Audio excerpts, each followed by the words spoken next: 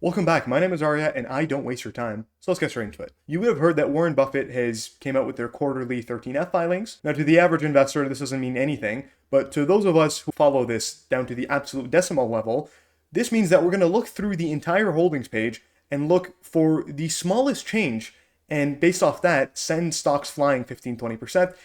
If you can't tell, we're talking about Ulta Beauty.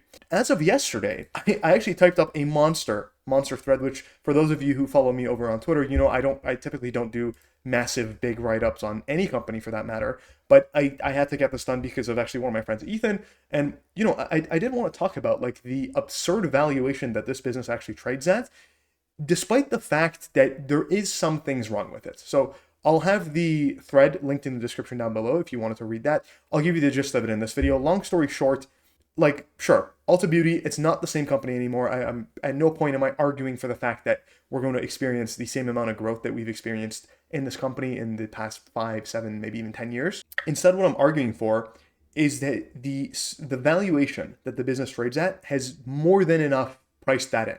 Like, this is basically priced for no growth out into perpetuity. But anyways, we'll look at that a little bit further down the line into the video. Going back to Buffett, you would see that the Ulta Beauty stake, I wasn't lying to you guys, it represents 0.1% of their portfolio. Now, the CNBC headlines or the Investopedia headlines, they'll have you believing, oh my God, it's $250 million worth of Ulta Beauty stock. It must be such a big stake. Until you remember, Warren Buffett is at the helm of a $700 billion holding company, and they have hundreds of billions of dollars of cash, right? Like, this is just such an insignificant stake in the grand scheme of things. If I were to take a guess, Buffett himself didn't even greenlight this. It's probably one of the lieutenants, but nonetheless, it's nice to see that at least the people over at Berkshire are seeing value in this business. Now, Buffett buying into this business is all fine, nice and dandy, but the thing is, and I see this over on social media, particularly over on Twitter, I see this literally everywhere. People just kind of assume that Ulta is going to, have the same amount of growth that it's had in the past and whatnot. Just kind of spitballing here, I think Ulta's in like the 15-20% range. And so most investors see that, 15% growth at a 12 PE, this must be such an incredible buy. I'm not going to lie to you. Like, there is some very real material risk factors. And I talked about this in the last video. I made this video roughly 2 months ago, in May, actually. I made this late May. So we're coming up on 3 months here. And since then, Ulta Beauty stock has done nothing but go down. At the time, it was trading at roughly $400 a share for very valid reasons. We've seen a massive slowdown in the economy at large. And of course, discretionary stocks, particularly like, Ulta Beauty and Lululemon, some of these other makeup brands, they're going to feel the grunt of that. Of course, I made the argument in the original video, if you want to watch it right after this video, I made the argument that Ulta Beauty isn't exactly like too discretionary like some of the other apparel brands and whatnot. It is makeup at the end of the day. Like, sure, they might stop buying the high-end makeup, but they'll trade down in brands and maybe go for some of the lower-end stuff, such as Elf Beauty and whatnot. So it's probably one of the last things in just discretionary spending that'll go away, but maybe trading is probably more common, and nonetheless, that could still impact Ulta Beauty. And so with that in mind, I wanted to just show a clip from the original video very quickly before we jump over to the fundamentals. And they say here, we estimate Ulta will achieve 5% compound annual average sales growth over the next 10 years, well below its 16% average annual sales growth over the past decade, right? And just backing up here, I know I keep mentioning myself here over and over again, but they have two growth vectors, opening new stores and selling more to the same people. And in the past, the combination of those two things have grown at 16%. Morningstar believes that this is going to be only 5% on a going forward basis. I tend to agree with them. I don't think going international is going to be as successful as Ulta has been in the past, just opening up new stores in the US. There is the chance that they go into Canada, they go into Europe, and they're massively successful, and we revert back to a 16% growth rate. But I find the execution of that to be just a tad bit difficult. Trying to predict something like that is quite unreasonable, especially given the place that Ulta is as it stands currently. But nonetheless, with growth like this and just chugging along just from the same store sales growth, I think nonetheless, there's a lot of built-in margin of safety in the valuation of Ulta. So we've had a quarterly report come out since I made this video, and we've seen a massive development within the business that is Ulta Beauty. Jumping over to FinChat, we could pull up Ulta Beauty and we could go and take a look at the various metrics of this business. And the number one thing which I really want to look at is going down here into the segment and KPIs and look at same store sales growth. Or I guess Ulta Beauty has it as total comparable sales. So essentially what this is showing to you is comparing not Ulta opening up new stores and being able to generate revenues that way, but instead the existing stores from previous years, how much more are those stores on a unit basis? How much are they selling more to consumers compared to the year prior, right? So this is kind of like an organic look at how is Ulta able to sell more to its customer base, not necessarily opening up in new geographies and opening up in new locations where maybe there was no access to an Ulta Beauty in the nearby area. That's why this is kind of like a core look at the underlying growth of the business. And so this is on an annual view here. I want to look at it on a quarterly view. And you can see a massive de-acceleration over time. So obviously we had the pandemic negatives and whatnot, and obviously that throws the comparables from when you're looking at this quarter in May to the year prior in May. Obviously the discrepancy is pretty big, so it looks like artificially it's kind of boosted a little bit. And we've seen, nonetheless, with the pandemic stimulus checks and the excessive spending and whatnot, obviously it kind of carried over into the 2001 to maybe halfway through 2022 period. But nonetheless, you can see almost every single quarter, it's starting to tick down. And so you could kind of just think of this as like the core revenue that the business is able to generate. And then however many stores they open up on top of that, that'll be additional revenues that they'll be able to generate on top of that. If I was an investor, this would not excite me one bit. I mean, 1.6% is lackluster, to say the least. I mean, that's if Ulta Beauty were to, in theory, not open up any new stores tomorrow, that means that they're growing below GDP. They're growing below inflation.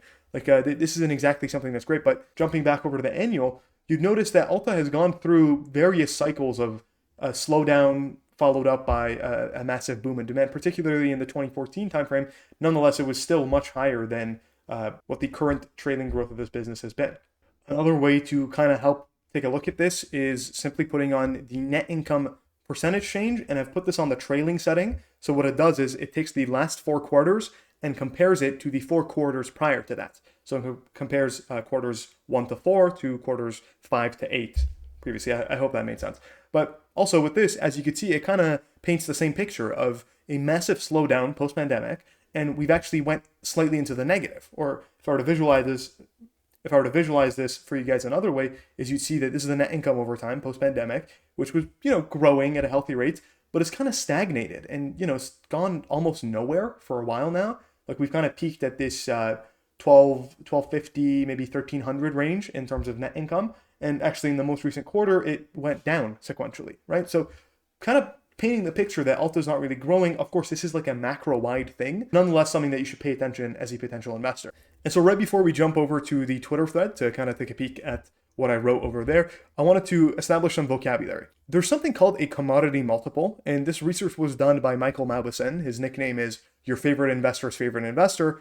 And essentially, his research led us to understand the fact that if a business trades below a 12.5 PE or 12.5 multiple, the market is essentially reflecting a multiple on that business and saying that the earnings that this business is able to generate, the most amount of value that could be created from these earnings is for it to all be distributed back to the shareholders via a dividend. So this is what Michael Mauboussin said in his research paper. He says, let's start with the basic example of the commodity PE multiple. This is the multiple you should pay for $1 of earnings into perpetuity, assuming no value creation. I think this right here is of the utmost importance. He mentions no value creation. So a business that cannot reinvest back into the business and be able to create returns on capital above what it costs them to invest back into the business, they deserve to have a 12.5 PE multiple, a commodity multiple. He goes on to say, you calculate the multiple by taking the inverse of the cost of equity capital. For example, if the cost of equity is 8%, the commodity PE multiple is 12.5. That might seem like a lot of technical finance jargon. Pretty simple. You just take 1 and you divide it by 8%, you land at a 12.5 PE multiple. So if we assume that the cost of capital for most of these businesses is about 8%, that means that the market putting a 12.5 PE on those businesses is essentially reflecting the fact that the market doesn't believe that this business is able to create any value for the rest of its life. That's what perpetuity means, the rest of its life, right? So it would be best if right today, all the cash flows they're able to generate, they immediately dividends every single penny of it until this business dies, until they go bankrupt, until they go out of style, until Ulta Beauty turns into Sears. And if we jump back over to FinChat, we take a quick look. This is as of yesterday and before the roughly 14% run up in the stock price. But nonetheless, I don't think it's going to move that much. The trailing 12-month PE ratio of Ulta Beauty was 13, and the next 12 months PE ratio was 12.5. So this is literally exactly the same thing that Michael Mauboussin is talking about. And to kind of give you an idea of like the peers that Ulta Beauty has currently, of course, they're off by a couple tens of percent, but nonetheless, like they're in the same ballpark. AT&T is an extremely mature business. They've basically not grown forever. The stock price is like at the same level it was, I don't know, 30 years ago, right? Like this is an extremely mature business. It's not moved at all for God knows how long, right? Like, and this is a business that is currently trading at an 11 PE, rightfully so. It should issue every single dime of cash flow back out to investors as dividends, because any investments made into AT&T are not value accretive to the shareholder by any stretch of the imagination. Another company we could maybe take a look at here, we could, for example, look at Verizon. Verizon similarly actually traded at a higher PE than AT&T. I think Verizon has a little bit more growth than AT&T, but nonetheless, like they're very similar businesses. These are both the telecom giants of the US, by the way, if you have any international viewers that don't know what they do. But nonetheless, you guys can see like these businesses do not grow. They haven't grown in 25, 30 years, and they have extremely high dividend yields. But if we jump back over to Ulta, they have no dividends. Why? Because the managers of this business believe that they have a pretty long runway of growth before they would have to issue dividends, and they have excess cash flow that they cannot reinvest back in the business. At least that's the belief that they have. And on top of that, of course, the fact that the stock is incredibly cheap adds on to the fact that they could actually issue those cash flows as buybacks instead of dumping it into dividends. So with that in mind, jumping over to the Twitter thread, and we're not going to go through the whole thing, but I did a very, very basic valuation method, right? Remember, we have 1.5% same-store sales growth, which is like artificially depressed for I don't know how long. I really don't think they'll have that for perpetuity. But anyways, let's just take like 1.5%. And let's just say they're able to grow store count by like an abysmal, again, 1%, which it'll probably be higher than that. That lands you, if we assume no margin expansion and whatnot, that lands you at 3% revenue growth for however long. And then on top of that, you have a 5% buyback yield. I think this one is probably a little bit more debated, but I included this chart right at the very start. They've averaged a 5% buyback yield for the past like 3 years post-pandemic, and it's currently sitting at almost just shy of 7%, right? So it's higher currently, and it's averaged a 5% buyback yield. I don't think that's too much of a stretch.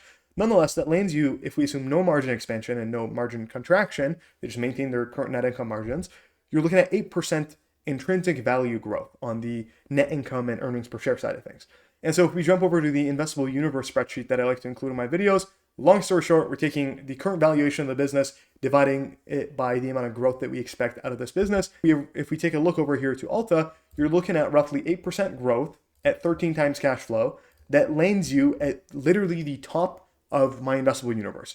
This is one of the cheapest businesses on my watch list. Now, of course, it's up there with peers like Adyen and Uber. These two are a little bit questionable because we have massive growth assumptions, which probably might not materialize. So take these two with a grain of salt. Actually, I'll probably bump these down to maybe like 25 and 20%.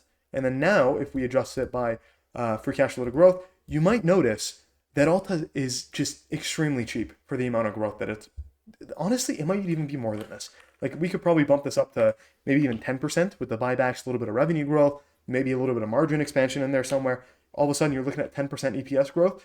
That is a 1.3 times free cash flow to growth multiple. This is disgustingly cheap. And I think it's more than enough pricing in the fact that this is a retailer, this is a cyclical company, this is a discretionary company. It does not have an incredibly wide moat. They probably have to compete on price in a lot of cases. I think the 13 times multiple is more than compensating for the fact that it deals with all those different risks.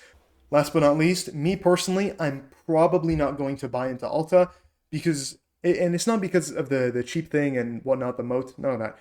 I don't want to buy into businesses that I'm not willing to hold for like 5-7 years. Recently, in the past give or take year, I've bought and sold into a bunch of different companies, and I'm really trying to prolong the holding period that I have with each business. and not trade in and out of positions all the time. I'm just trying to keep everything status quo. All the new money that I bring into the portfolio, have that be invested into positions and whatnot. And so this is the current portfolio construction as it stands currently. I'm trying to probably build out the Uber position and also the Adyen position, which they report, I think, tomorrow, actually. It's either tomorrow or the day after. I don't know. But anyways, me personally, probably not going to buy into Ulta Beauty, but I wouldn't blame any of you if you bought into it today. The valuation is disgustingly cheap. Also, one last thing. The software you're looking at is FinChat.io that I've used throughout this video. If you use the link in the description down below, you don't need to put any credit card information, no payment information. Only using the link in the description, you could get 2 weeks of full functionality FinChat Pro completely for free with no strings attached. You don't have to sign up for a subscription after that. None of that. Completely for free, and it helps the channel out if you use the link in the description. And if you like the fact that I don't waste your time, hit the subscribe button. You could always go back on that decision if you end up not liking the videos, but I highly doubt that. Thank you for watching, and have a great day.